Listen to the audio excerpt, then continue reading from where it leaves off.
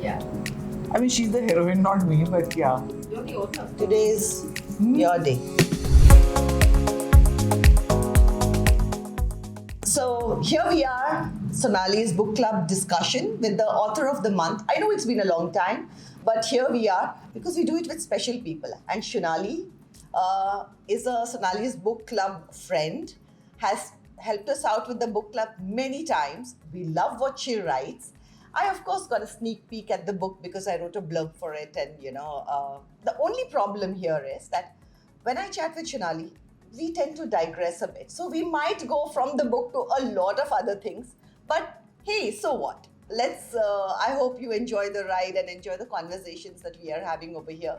Sonali, welcome to Sonali's book club. It's been a long time and I'm so happy and so excited with The Wrong Way Home.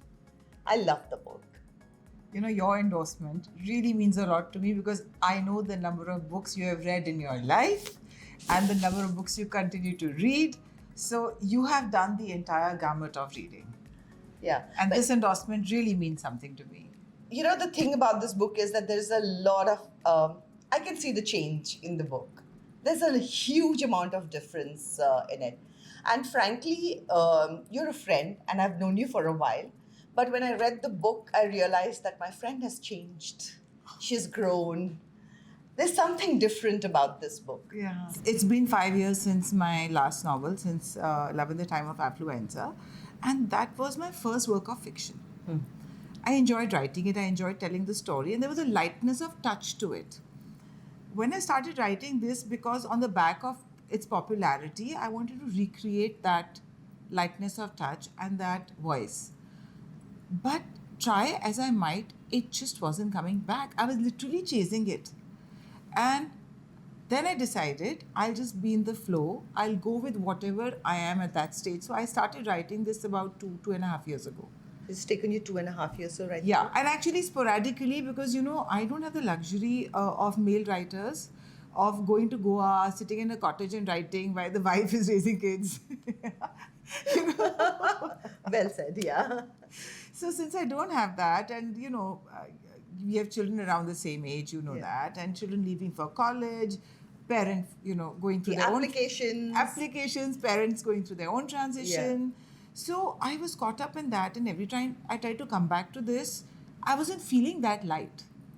And so a serious story just emerged from me. How has the reaction been so far? I have to say, I'm really pleased with the reaction because this has taken more out of me to write compared to the last one. So I now understand that good craft or craft actually means that even when you don't believe that it's working, you bring yourself to the table day after day. The discipline of The discipline and just the polishing, and this is really spoken to readers. Yeah. Even though it is about a woman who's divorced, but it's not about a divorce as such. It's about there's so much more to it. But you've by now, I've been seeing the journey, and I've been seeing that you've been to various lit fests, you've been interacting with various authors. What has the reaction been from your community? That's what I'm saying. I was at Jaipur Lit Fest recently, and I met so many people who said that we've read your book already, though it's brand new. Yeah. And they were waiting for the next novel to come out, and I find today that a lot more people have found this relatable. People have really liked it. The reviews, touch wood, have been Yeah. really, really fantastic, I have to say. So for me, I'll tell you what I liked about the book was I like the fact that, Sonali, I know you as a person, so I would like to tell you all that sense of humor is amazing. When you're talking to Sonali, you're having conversation about maybe the most serious thing, but there's something very light about, and the sense of humor is outstanding. And we found that in Affluenza, but in The Wrong Way Home, there is that sense of humor, and it comes through in a very sharp way in certain places. And you know what? But with that wit and with that humor, you're telling something so much more nuanced and so much more layered. And at times I was like, you can even miss it, thinking that okay, it's a quip, or is it just wit? And then it takes you a minute and you go back and you read it and you say that, my God, in a very humorous way, there's so much more that you have said over there. And that growth is something that I'm loving. I'm really loving it. What made you write about a 40-year-old divorcee? It's interesting. My editor, very accomplished editor and friend, her name is Faiza Khan, and she lives in London. You know, we were thinking divorce is so common today. We are seeing so many girls who are either choosing to remain single and they're happy and fulfilled. Right. They don't feel that they've been hard done by life. And they have their own struggles. Like married people have their own struggles. But I was seeing so many divorces around me that we were both chatting and we said, you know, maybe this time we should tell the story of a woman after her marriage. The previous one was a woman looking for identity within a marriage. My protagonist didn't leave her marriage, she was pushed out of it. Yeah. And people cling on to marriages for so many different reasons. It's not always love. Yeah. And even women who have a voice, who are supposedly empowered, sometimes don't have the courage to leave the scaffolding that a marriage provides you. The support The or the support. non-support or just the... Yeah, just a sense of security. It could be social security, it could be financial security. And even if there's unhappiness inside and there's no intimacy, like the intimacy in a marriage is long gone. Yeah. But she's just holding on to it because she doesn't have the courage to be single in a society which is built around pairs. Dinners are for pairs, holiday packages are for pairs. Yeah. Everything, like prizes and contests are for pairs. So did Nayanthara arrive the way we see her in the book, or did she evolve? You know, it's really interesting. A lot of times people say that my character had a mind of its own, and I used to find that so false. When writers gave these interviews at Litfest and they said, oh, she just wanted to do her own thing. So now Shonali is giving that interview. I have never judge people. Exactly. I kept trying to, make her more likable, make her But easier. she is very likable. Yes, but she's a very flawed character. But that's the beauty of that character. Yeah. So, but I was trying to make her less flawed. There's a certain kind of writing that South Asian writers love, I want to know what kind of writing do South Asian writers love? which is the kind of writing which is, of course, worshipped in India, which is a lot of rich language, and just I love it. yeah. So I enjoy it too, and so I remember writing initially. There were some dialogues like that, and Faiza wrote saying, have you said this in the Victorian era? Who speaks to anybody like that anymore? Okay, because I think that we've all grown up on literature. Yeah. And so we have a notion of how we want to sound on paper. But real people don't sound like that. And she's a British editor. Yeah. Right? But that's what it is. The characters that you have in the book are so identifiable, so relevant. Right? So that is why I want to know that did they come fully formed? Did they evolve? Do you know people like this? Are they part of somebody, maybe not on camera, but maybe you could tell me who is it? So Nayanthara is like nobody. Okay. She's the one who would actually literally come out of thin air.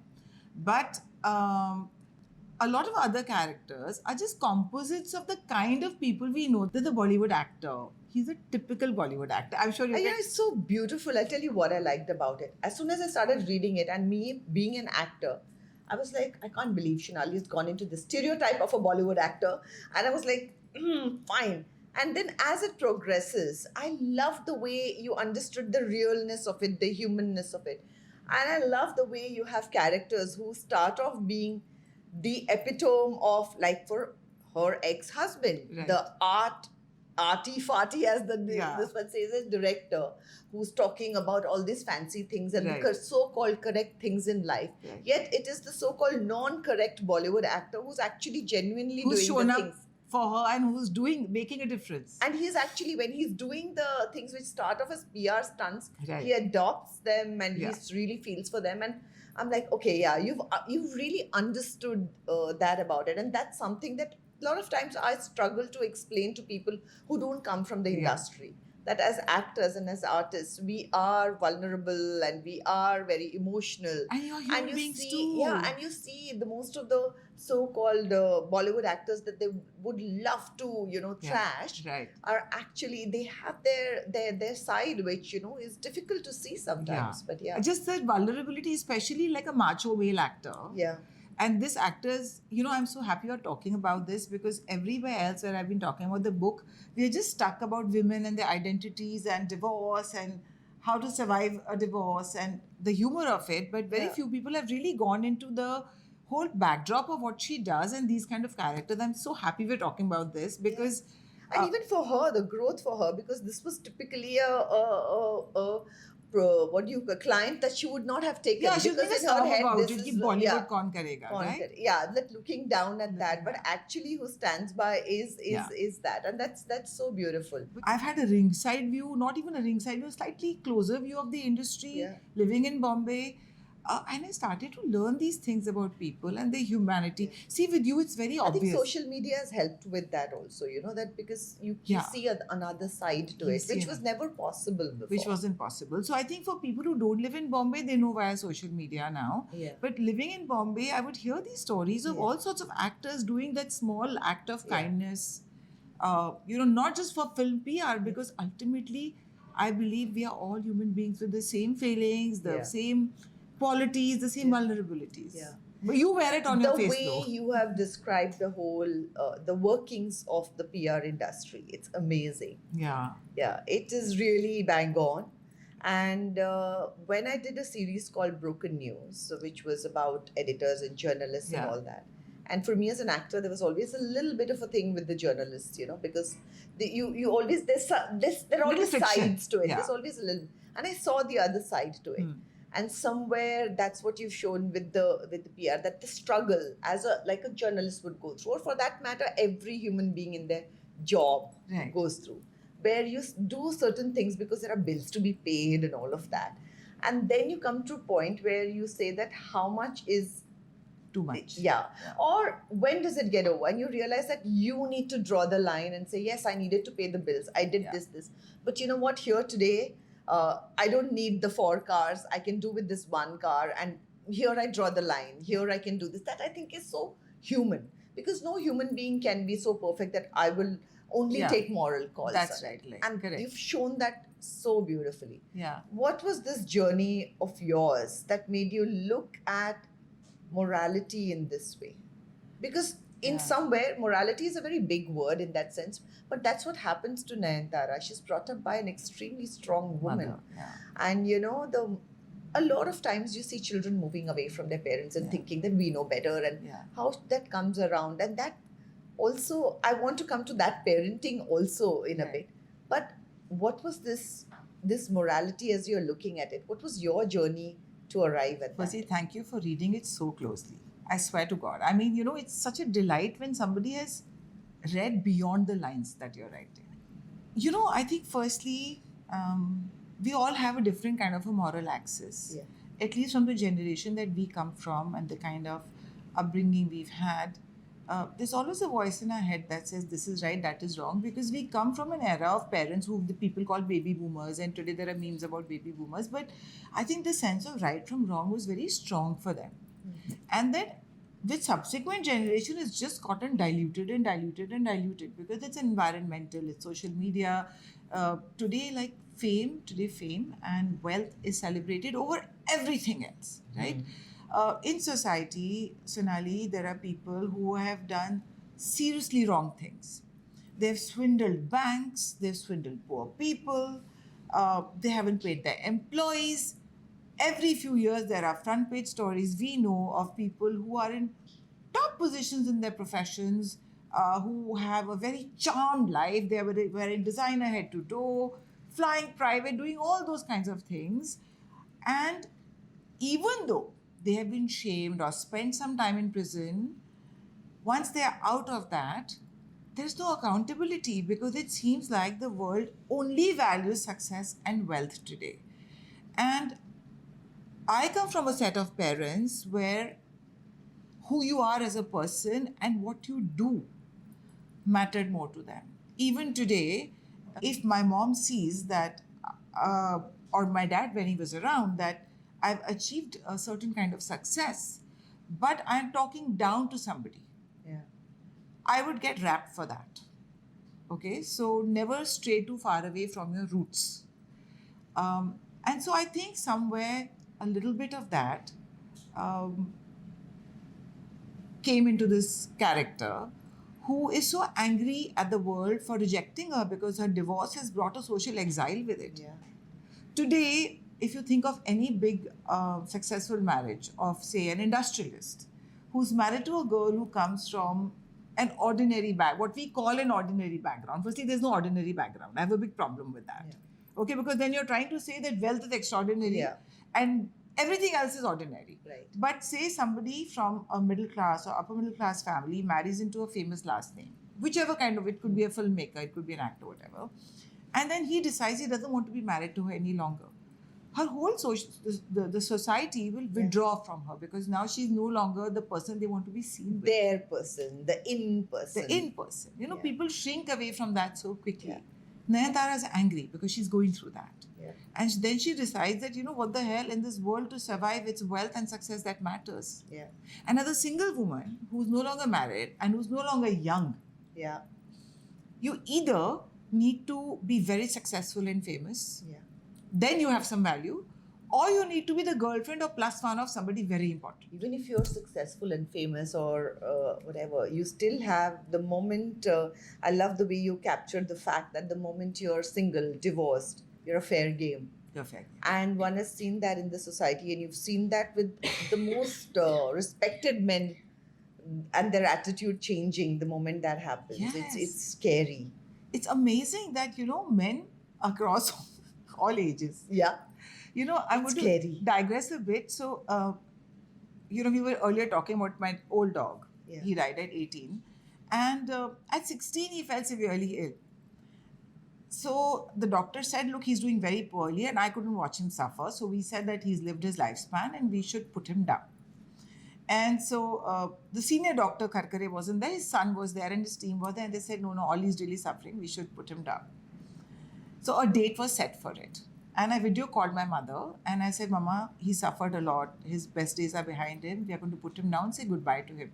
So my mother burst into tears and she said, I urge you to take him to the doctor one last time and ask him to think it over one more time. Go to the senior doctor. So I called up senior Dr. Karkare and I said, do you want to look at Ollie? You weren't here when, you know, I showed him. He said, yeah, bring him. He saw Ollie, did some quick blood work and the report came and he said, no, his time isn't time yet. Okay. So he lived for 2 more years after that.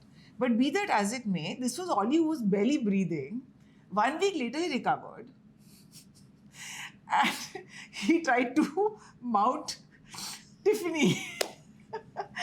Maybe you'll have to edit this out. And at that time, you know, Tiffany is her cute little. as the name tells you, female dog. Female dog, At that yeah. time, Tiffany was much smaller. She was only 2 years old. And at that time, I realized that this is male psychology. Okay.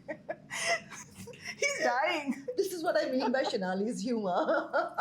He's got 2 legs in the grave. Okay. Yeah. We've resurrected him from his Yeah. that drip that was going to put him down and brought him back. And 1 week later, he's He trying was to like, I need to leave my mark on this world. yeah. And I was thinking, this explains everything. We can't even hold this against men. Nature Yeah. has made it like That's that. the nature. So that's what it is. A single woman at any age is fair game. Any age. Even I've heard from really elderly women too. Yeah. So Yeah. that's very sad. So some women stay in marriages because they feel Secure. protected. It's a wild, wild world out Yeah. there. Yeah. Oh, crazy.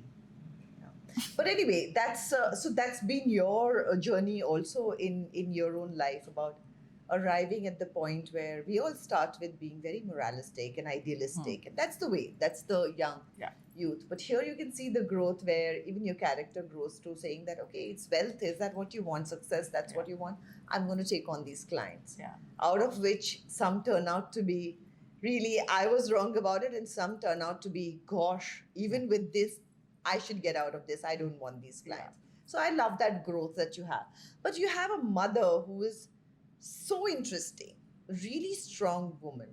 And as you said that, at an age group where I think there were mothers who are much more into their children's lives, who would have said that stay in the marriage and don't do this, you don't know the world outside. Those are the things that they say, that thoda, bear kar lo and all of that. Women And have we've to seen- compromise. Yeah, No marriage we've is seen perfect. that age group in the society. Yeah. We have seen women who have said that to their daughters who are our age Of now. course, and who these have are educated women who've done this. educated Yeah. women. And here is this woman who lives on her own in the mountains and is telling her daughter, thank God, you were destroying your life in any case. And yet there is this strong sense of morality which she's not forcing you to. She just hints at it. And somewhere that trust in her upbringing that one day you'll find your way back. As a mother, I want to know where did Nayantara's mother get that confidence from? It's something that when I was looking at it, I said, would I as a mother have that confidence? If my son tomorrow was going through whatever it is, and would I say that I don't want to interfere, I want to be there, but I'm sure he'll find his way back home. Will we have you have daughters too. Yeah. I'm I not have like a that son. mother at all. So how did you write this I think character? That's the mother I'd love Is to this be. your mother? No, my mom is very strong and independent. Exactly, so is mine. But Yeah. this part of No, but my mom is very involved. You know, Huh. also she's progressive also, but I mean, if she won't hold back herself back from saying something if she's seeing Yeah. her daughter do something wrong, and this mother does. Is there someone you've met who is like this? No, so I'll tell you, sometimes when I'm writing characters, I get like an image. I wanted to show a mother who's so involved with her own passions and who's so zen in her own way that she steps back and lets life take its own course. So this mother, she's not being defined by her motherhood, that I have devoted my life to you. In fact, she neglected her child. Her father has had to raise her because the mother was such a,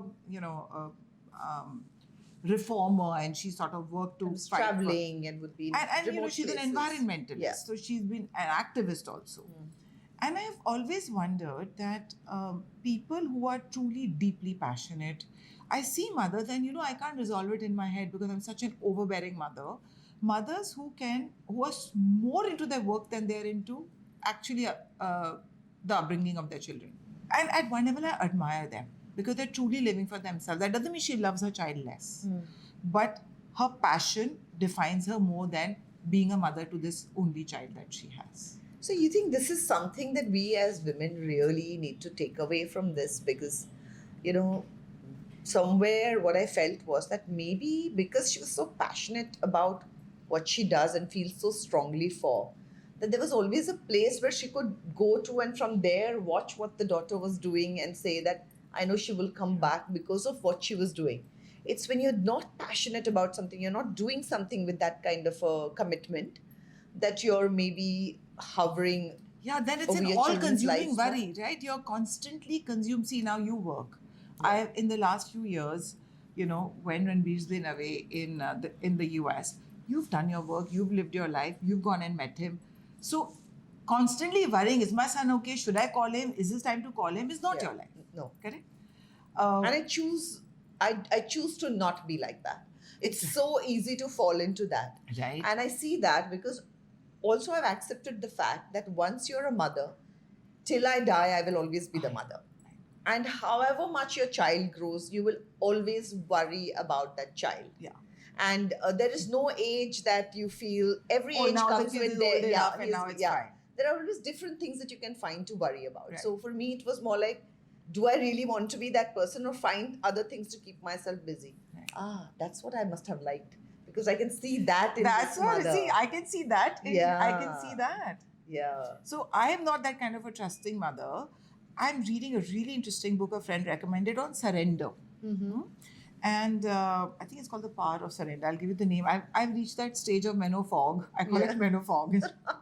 Menopausal fog. That Yeah. I'm reading books and I can't remember what they are. Yeah. And there's this is one, the whole core philosophy of the book is that let life flow and don't interfere with it. Okay. Which is about trusting life and not trusting your voice, because you will not like every experience. Yeah. Your mind will tell you, no, this is not good. Don't do this. Don't say this. Don't go to that party. Don't say yes to this podcast. Yeah. For many things, Yeah. your mind is in constant chatter. So he first teaches you how to quieten the mind. I don't know if I'll ever get to that stage. And then eventually he decides that he's going to say yes to every experience. Yes to pain, yes to suffering, Yeah. and yes to things that he would not ordinarily agree to do. Yeah. Unless they're not immoral, not about murdering people and all, Yeah. but just stuff. And I think her mother is like that. Her Yeah. mother trusts life and she thinks that nature will take its own course. I think maybe working with that's so beautiful because you've got this woman who works with nature, and this is exactly what nature teaches you, that there are certain things. Nature is cruel. It is. It's Mother Nature, but Mother Nature is very cruel, and there are certain things that do happen, and Yeah. we see that in it, and that layer of that you've Yeah. given to the mother. Yeah. I don't know if you thought about it and you did this, or it just Little bit of it came from my dad actually. My father, when I delivered our first child, Zara, I refused to. It was a normal delivery, but I refused to leave Reach Candy Hospital. On day 5, Dr. Sun, this is my first child. I'm really nervous. And he comes and he says, "Get out of this hospital. What have you become here? Ghar jamai." So I said, I'm very nervous. I don't know how will I keep this child alive? I'm so scared. I don't know anything to do with children. And at that time, my dad had got me a book called Positive Parenting from Crossword, which was just down the road from the hospital. Right. And he said, "Please read it." Confession, I haven't still read it. Okay, so what was the point of this? So the point was that whenever I used to panic, when she had a fever or something went wrong or school admission, all sorts of things that new mothers go through, and it's all there in my first book. But whenever I used to panic, my dad would say, "Please trust life. Nature keeps insects alive. It keeps puppies on the street alive. Okay, it takes care of ferns and plants and things that are growing in frost. Yeah. Okay, so why are you distrusting it?" And my dad was like my mentor and my guru. Yeah. And I think somewhere I have fused both my parents and made an ideal parent. Oh, beautiful. I think so. It has happened subconsciously. Yeah, but that's so Writing is a subconscious process. Yeah. So my mom is not an environmental, but she's a strong No, woman. but yeah. But this trust in life has come from dad. And my mother's attitude has always been, so what? If you fall, so what? If you're in pain, so what? Get up and walk. Get a better. So I think that and some is aspirational about, the kind of mother I'd like to be. Yeah. We shall remind you of this when both the kids go. They constantly complain, "Mama, give us a break." Yeah. So, you just spoke about how most of your interviews you've spoken about the divorced woman and the dating in 40s and everything. So we'll go to the regular question also.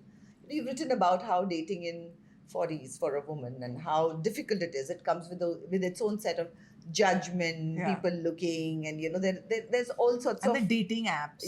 the dating apps and men taking things for I like we know. discussed and Yeah. everything. So why do you think that in the society it's still different for a man to be divorced and for a woman to be divorced? Yeah. Whether a man is single in his late 40s or late 30s or late 50s, and a woman is single or divorced, Yeah. okay? They're just two different beings. They're not Yes, even in the why same do you room. think? I think one is the misogyny, patriarchy, the usual. I think that evolutionary psychology they're still holding on to it, because back in the day, women sat in caves raising babies. Men out went there for a hunt and they sowed their seed wide. To populate fact, but yeah. what Elon Musk Yeah, is doing right yeah. now, right? This is becoming like a conversation. Yeah. Well, we did say that we could digress. So here we are. Yeah. So, I just think that when a man is single, they call him as old man is called a silver fox, distinguished. Woman is called a hag, old bones, Yeah. right? I think that it has to do with the woman being of value only during reproductive years. It's purely from like a biological point of view. I think deep rooted is probably that. I haven't done anthropology, but studied anthropology, but I think it's probably that. I also think that the other big reason is women If you themselves. talk about anthropology, sorry, I'm interjecting on it. But if you look at, say, a herd of elephants, Yeah. it's the matriarch who has the most wisdom, life experience, who leads the pack, Yeah. who handles everything. And there was a time when the older women had that kind of a facility. Even when you look at certain stories or read,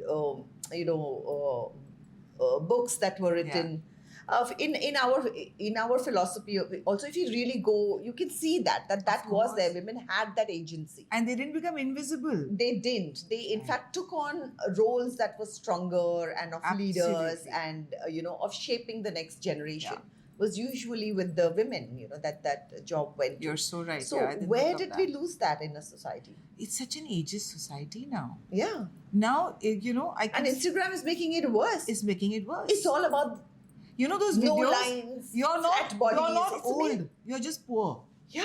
There are these Instagram reels where they're showing people who are going and getting facelifts done, and then they're showing a normal face, and they're saying you're not old, you're just poor. Yeah. They're shaming you for not doing a For- facelift. It's crazy. So yeah, social media, everything is appearance based, right? Everything is performative. And I think in a world where everything is performative, it's about how you look and appear. A woman who's aging and refusing to address it or can't address it is disappearing. So actually, on the one hand, we are moving forward, we're taking 18 steps back. Yeah. An older woman What do you is think not. needs to change in this society? I think that respecting age and the wisdom that comes with age, an elder, a grandmother sitting in the room and guiding a mother or guiding grandkids Yeah. and telling them, don't do it like this, like that, today will be met with, oh, Dadi, please don't tell me. Right? We couldn't say that. Yeah. And I think somewhere families are becoming nuclear and moving away so that children and parents are not spending that kind of time with their older parents. And also, by the way, older parents today, like there's an age when they turn to spirituality. Yeah. They read a lot. They could tell lots of stories. Yeah. I don't know, like how many of our generation will be able to tell Mahabharata stories to our grandkids. Yeah, I mean, those stories were, moral lessons in a different sort of a way, in a Yeah. storytelling format. So you're not giving the child a lecture, but those storytelling sessions And were so psychological important. lessons. Yeah. Yeah. Yeah. So I think we've given up, to answer your question, Sonali, we've given up a lot of things that were really good about our culture. And we have completely embraced the Western way of living, whether it is each family member sitting in front of the TV and eating instead of having a meal Having a together, conversation. right? Having no conversation, or it is about not valuing the elderly, Yeah. or it is about just judging people strictly based on their appearance and not what other roles they can play in Yeah. your life, and judging people by their income. These are all extremely Western concepts, Yeah. and we have embraced them, and which is why we are seeing that the psychological crisis, the mental health crisis that the West is going through, we are doing as badly. And India had friends and family and Taujis and Masijis Yeah. and cousins and brother-in-laws and sister-in-laws to discuss problems. Now we with. need therapists. Now we need therapists. Yeah. And those therapists have studied Western concepts of therapy that do not apply to the Indian system. Yes. They are That's so teaching true. you boundaries with your parents. Yeah. But those parents who have pursued their own individuality in the West and ignored their children, boundaries work over there, not we.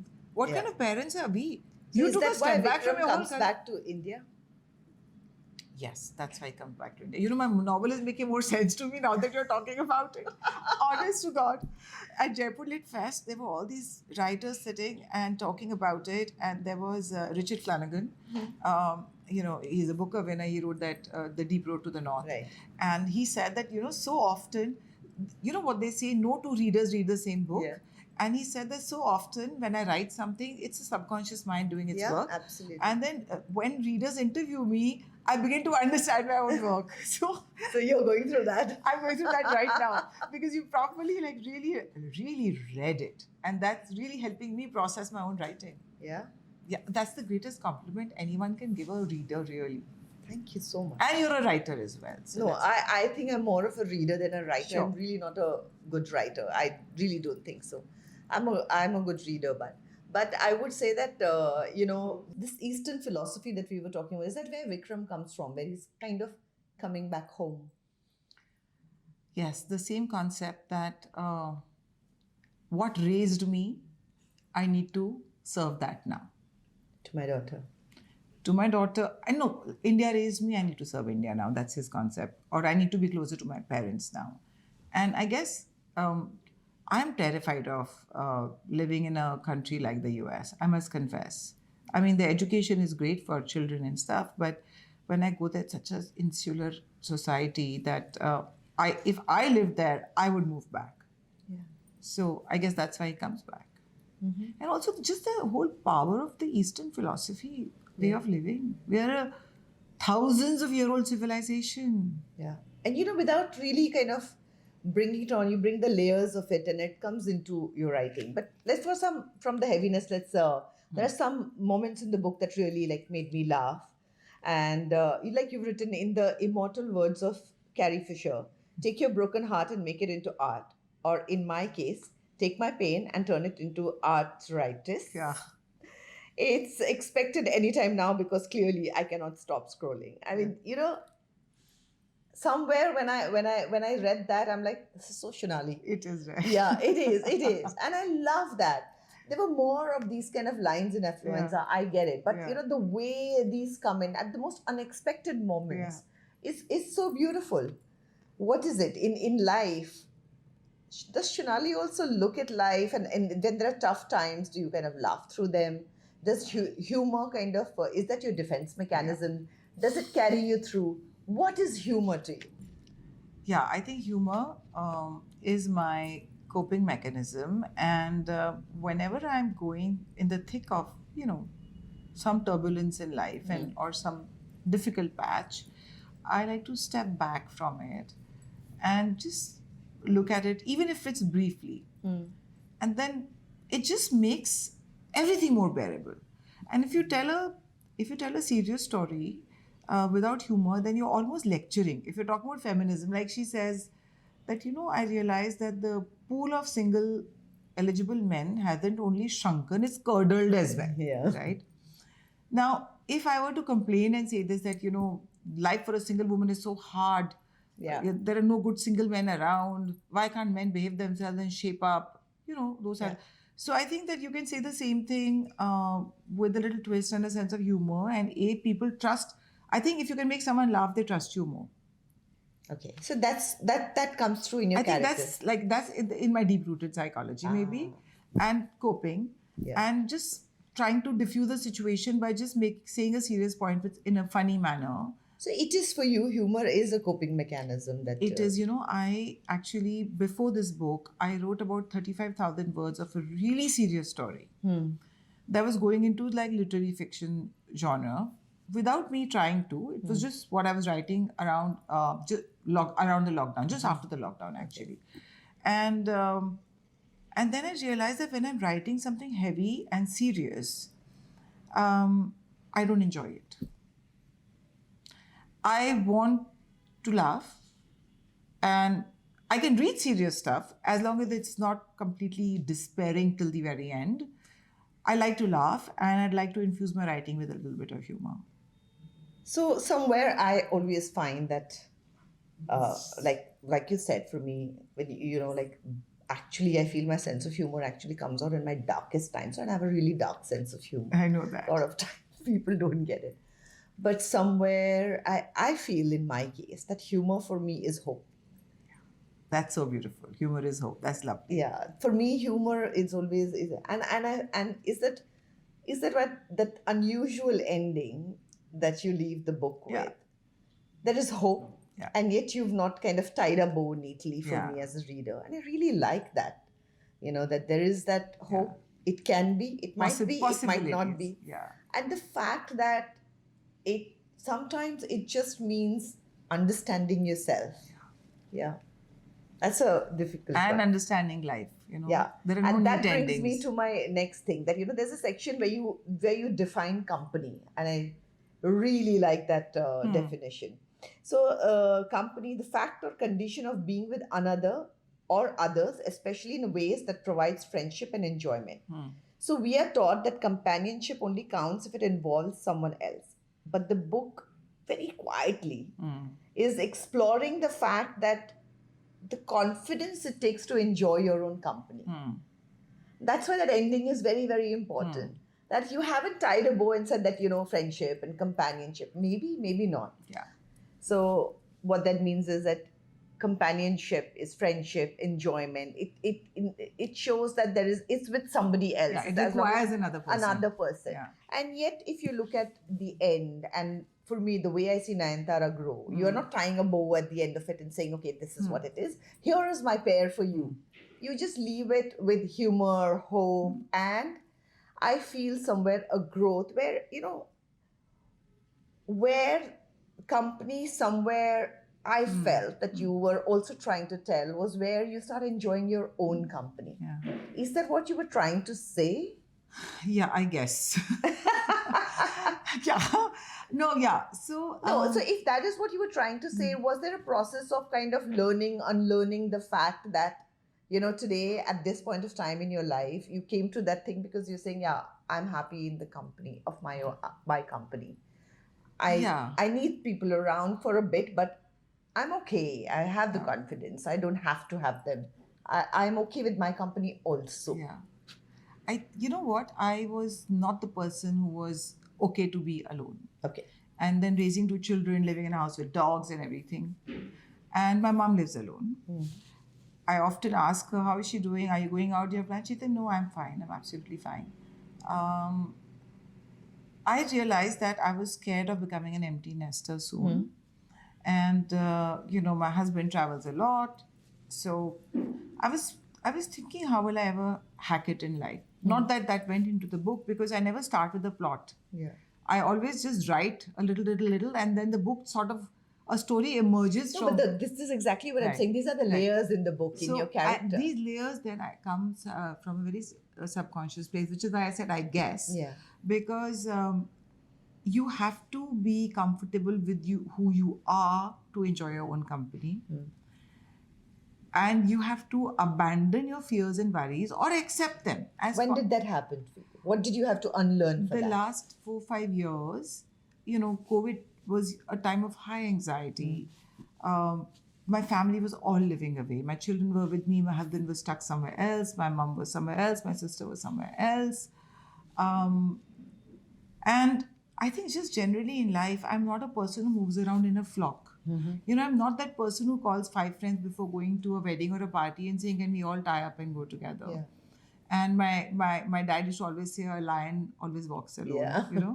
because sometimes I've been through patches in my life where, I've not been Miss Popular. And, or I've been a new girl, at school. Yeah. A new girl joining a new school, Yeah. every 2-3 years moving schools Yeah. as an army kid. So I was, of course, always a little concerned. And how will I manage? How will I adapt? But I walked in alone. And so I think somewhere with Nayantara, I want her to realize that you don't have to live for validation. You don't have to be in a marriage because you're too afraid to be alone. And Or in a relationship. or for in that a matter. relationship. Or even with a flatmate. Yeah. Some people would rather live with a terrible flatmate Then live alone. than live alone because they can't bear the thought of living alone. And I wanted to have that evolution within herself, Yeah. where she can handle it. Yeah. Amazing. Maybe that's my hope for myself also. No, and you can see that journey of the author. Like this Yeah. is the whole point of the conversation with the author is where we can, where did it come from? And sometimes it's the conversation that brings out. And that's why the question is to when did you unlearn it? Yeah, you're really When making did me you- think hard. A very illuminating conversation for me. Oh my God. Yeah. So in the book, we see the relationships are layered, complicated, not easy.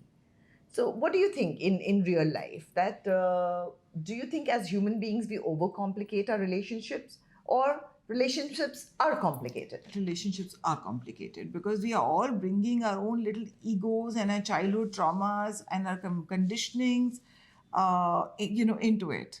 Our schemas is the psychological word for it. We all have different psychological makeups.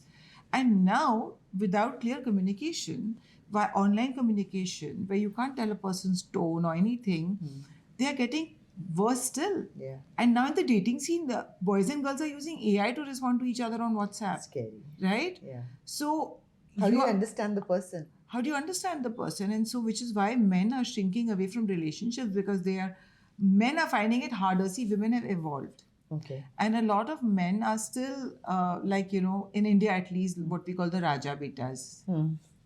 So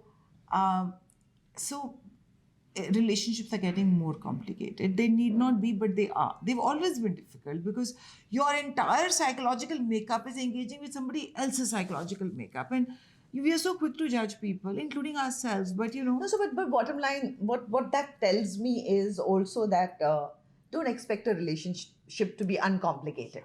Because if you don't go with that expectation, you're probably going to deal with it better. But if you're going to go into a relationship thinking that expecting it to be uncomplicated, smooth, then no. Even that friendships, relationship is not going to work. even friendships are so complicated. Forget romantic relationships. Yeah. Even relationships, she has friendships, Yeah. and you see them going through their own Yeah. arc. She's holding on to a childhood friend just because she's comfortable. Exactly. And have we all not done that? We've all done Have we not held on to an old friendship long after it stopped serving its purpose, long after we stopped getting that love from that person? Because we feel I'm going to be a bad friend if I move away. Yes. And we are scared of the, am I a bad friend? And do you know only women think like this? Oh, really? This desire to be the good girl, be nice, be good person, be a good person. Women have fewer boundaries than men, Sonali. We have too much pressure on ourselves to be good. constantly show up as good. Be kind. Kindness is good. But you don't, that's why we don't have boundaries. That's why people get away, aunts and uncles and friends get away with saying so many things to women that they wouldn't say to a male child or a male adult in the family. Yep. Because we feel that asking for your space or asking to be respected is not being nice. That's why when there's a friction, we're always questioning, did I do something second wrong? guessing ourselves. Yes. When a man hits on a woman, and I said this in Jaipur also, and I could see women in the audience nod, and as it happens with Nayantara, when a man inappropriately makes a move on a woman, today's children are different. My girls will not think like that. But our generation, the woman would come back and say, did I lead him on? Did I say something? Did I say something? Did I smile too much? Did I this too much? So this is it. Yeah. So generally in the book, as we see that, the way Nayantara reacts, most of the choices she makes are reactions rather than actions. Because it's like she's reacting to what has happened, be it her divorce, be it her ex's marriage, and like, what will he think? What will the society think? I will show them up. Yeah. Or there is a recurrent theme of people pleasing that you see. How do you think in real life, obviously when you've written this with this underlying thing, there's a lot of thought that has gone into it about the people pleasing, about how we react rather than, do we know what we truly desire? Are we only reacting to things? Are we only people pleasing? There's a lot of unlearning there, and you've obviously gone through it because that's the theme in the book. Yeah. So what was that unlearning like? So, we are living in a very highly performative world right now. And everyone is seeking validation from outside. And it's almost like you're not good enough till somebody else believes it, till someone else says it. So it happens professionally, it happens personally, it happens when you step outside in an outfit looking good, but nobody tells you you're looking good, right? So everyone is seeking validation, and a girl who's been shaken up from her root and who's suddenly lost her bearing in this world. A lot of her validation seeking is, she's channeled her disappointment in the world and her anger at being pushed out of this marriage into, I'll show them, right? And I'm sure we've all been there at some point in our life or the other, where you've not been included in something or you've lost out on something and you're like, I'll show them. Actually, it's your ego. Yeah, and you are reacting to the situation. You are reacting. Do we really want to do what we are doing when we say, I'll show them? Yeah. Or you're doing it only because it's your ego that's... It is only your ego. That I'll show them is only the ego. When people break up also, they want to show online that they've moved on very quickly with somebody else and they're, so that I'll show them. Yeah, all those bits where she's taking those selfies, it's so sad.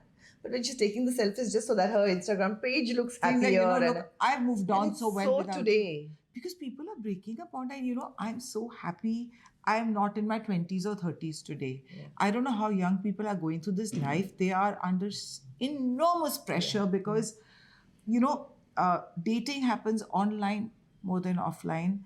Breakups happen online. Yeah. People move on from marriages online and do a big fat wedding online. So the other part, without sparing a thought for the other party, it's really, it's terrifying. I remember when I used to be asked when your movie flopped on a Friday, and they said, when you get celebrated, your failures are also very, very public. Right. And I was always asked, and it's harder Right. when your failures are so public. And when I was in the 90s, as I was doing movies, and this was a thing, and it took me a while to kind of, come to terms with the fact that, like my success will get me the adulation, the failures are going to be very, very, very public. And now, but those are actors and people in certain jobs who are going through it.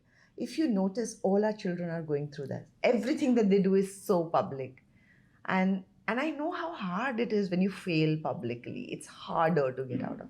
And every child, every youngster is going through this today. How did you? So since children are going through this, without the stardom of being an actor, but you were very young Yeah. when this happened, Yeah.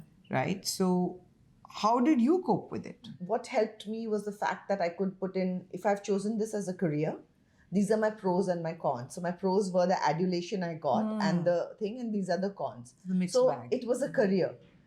But what is happening with social media and with the youngsters today, that boundary that I could say that this is personal, this is career, is really not there, because everything personal is so public. Yeah. And so Everything personal is public. yeah, and that's why what you said, that today, being the younger person today, I don't know how they're coping with it. I don't know if I could ever cope with it. It's horrible. It's horrible. And girls are having a worse time. Yeah. And I think boys also. In a I mean, very boys are different way. going through it in their own way, Yeah. but girls are being shamed for their bodies. Yeah, but so are boys being, I think all of them are going through. That's why they're eating 30 eggs and going to the gym. It's crazy. What a terrible time. I used to, on my podcast, we used to make a lot of fun of Gen Z, and we are Gen Z mums. Yeah. But recently that's shifted, because I've really thought about this and seen and spoken to with psychologists on the podcast as well. And now I really realize that it's so easy for us to say things about them. But look at what they're living under. They're living in a fish bowl. Yeah. It's crazy. And And we don't know how to help them beyond the point. Nobody really because knows. we don't have that experience. We don't have the experience. And Even- especially for our kids, because they're kind of like the first generation Yeah. in that. There was no yardstick. Little collateral damage, because Yeah. now there's legislation in place in France and in Australia. That keep them away from Keep them social away. media. Keep them But away our from kids were the tech. guinea pigs Yeah, for this, right? Absolutely. So what's done is done, but it's really, and these kids are going to be parents. Yeah. But a disturbed psyche is not going to come around that quickly. So God help them. But even adults today, they'll be like, no, I can't wear that outfit. I already posted a picture in that. That is again, you're people pleasing. Yeah. You're looking for validation from outside. So it happens in small, sneaky ways without us realizing. For me, at least, I was getting paid to do that. Yeah, you had fame. You had fame, and you had people queuing up for you for autographs for doing that. But today, people with 20 followers are like, I already posted a picture in that. So we have given all our power away to people. Yeah. I love repeating clothes now. Yeah. I love repeating clothes because But I find that some of the friends that I see in my son's generation are going there. They've just gone completely back, not onto the public thing. They're not onto social media so much. So They're they've pulling back coped. now. Yeah, they're pulling back completely. Yeah. They're more into environment. They're more, it's different, and it's just amazing. So for them, what took me 20 or 30 years to learn, they are kind of learning in their 20s. So not bad. There is hope. No, there is hope. Yeah. There is hope, but a lot of those who have suffered bullying and gone through, Yeah. what they've gone through, I mean, there's no coming back from that. Yeah. But there's hope. There is hope. There's always hope. Yeah. So what is it that you want your reader to take away? What do you want? What is it that from The Wrong Way Home, what do you think should remain with the reader when they finish the book? That's a tough question. When I was writing it, and even after I finished writing it, I wasn't really thinking of, what people should take away. What I really wanted was to tell a real story. That, so often, even from really good writers, it can happen from anyone. You read a book and you're like, it ticks all the boxes, but it doesn't speak to me, or the characters sound too flimsy or too unidimensional. I just wanted it to sound like a real story with real people. I wanted it to, make people feel the pain, but also give people something to smile about. And that's all that you can really hope from a good book of fiction, Yeah. And we have that in this book. So Yeah. you've achieved that. I have some questions from our members. At Whispers of a Reader asks, what inspired the exploration of identity and the paths we choose in The Wrong Way Home? This book really made me reflect on choices and belonging. People asking such intelligent questions. Wow. We have really amazing members. You have a very, very. How many members do you have today? I think we have about 100K across platforms. That's not a book club. That's a city. No. It's a beautiful community. You guys are a city of books. And you get some really amazing questions from them. Yeah, I mean, what an intelligent question. I think women from the time they are born, they are handed over a prescription.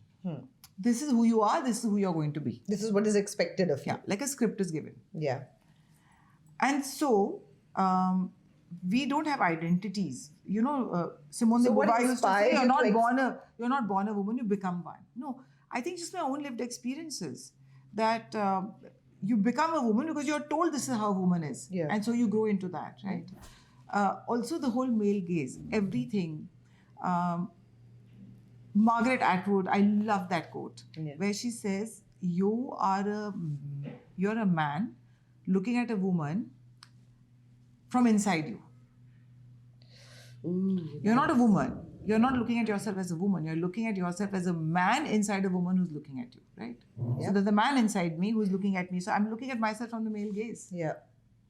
Yeah. So true. So if you look at the mirror and you're like, oh, I don't have the right curves, you're looking at yourself from the male gaze. And it's not just physical. It's about so many other things. What a woman should be and how a woman should behave and what woman should do and how a woman should sacrifice. And someone asked me a very interesting question at this panel called What Women Don't Want at JLF. And the question, they asked the panel, there was me and two other brilliant authors with me.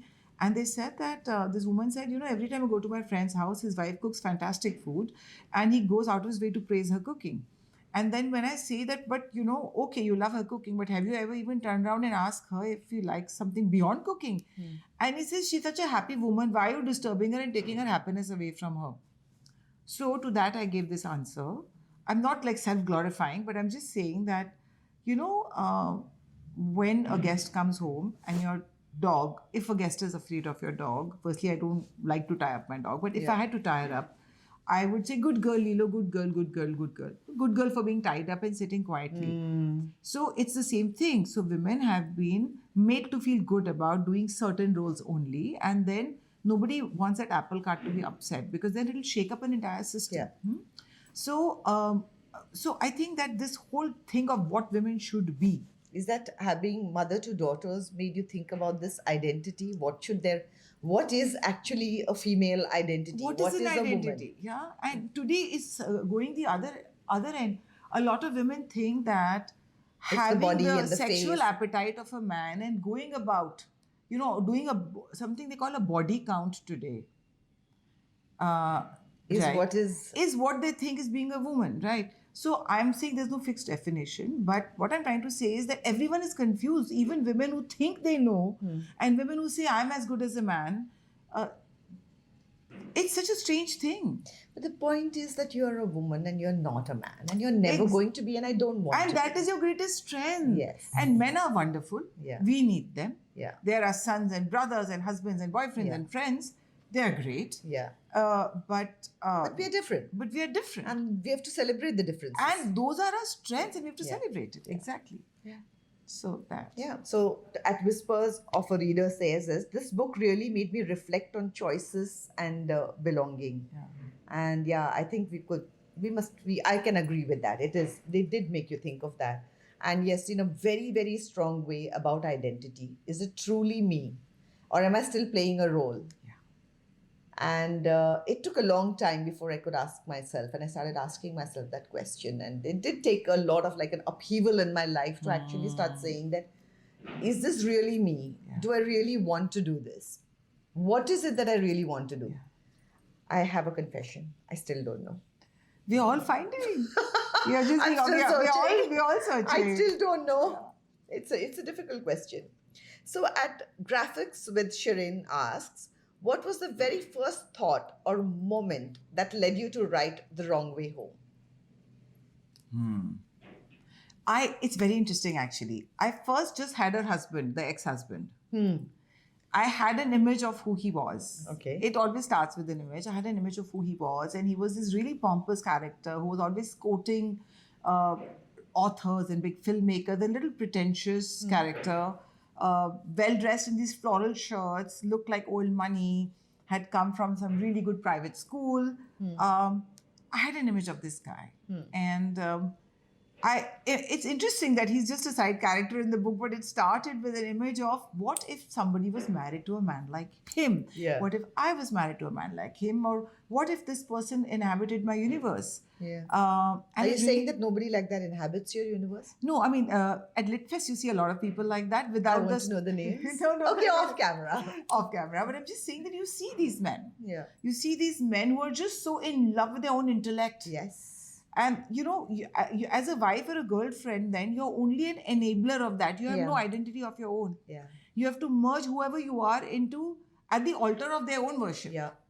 So Naipaul's wife was like that. And most people are married to big filmmakers or big actors, male actors, Yeah. have to shed their own identity because they have to keep this man's self-belief together. Yeah. So I was wondering, let's make a man like that and create a marriage with a man like that and see what happens. So it actually started with Jay, the character It started of Jay. with Jay, and everybody else then organically emerged around him. Nice. Yeah.